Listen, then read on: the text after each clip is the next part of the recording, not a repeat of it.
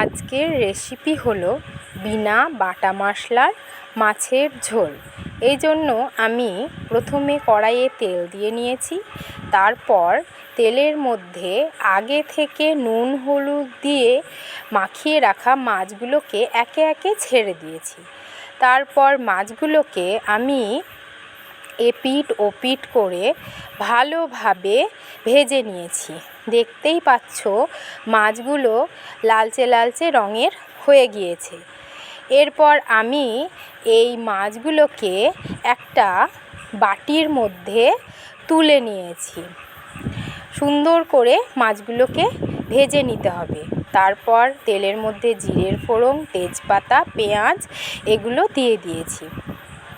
পেঁয়াজটাকে ভালোভাবে ভেজে নিয়ে তাতে আমি অনেকটা পরিমাণের টমেটো দিয়ে দিয়েছি।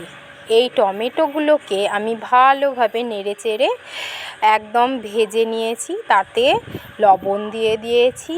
তারপর তাতে হলুদ গুঁড়ো আর অনেকটা পরিমাণে মিট মশলা দিয়ে দিয়েছি। তারপর সেটাকে ভালোভাবে কষিয়ে জল দিয়ে দিলে এবং সেটা ফুটে উঠলেই রেডি বিনা বাটা মশলার মাছের ঝোল।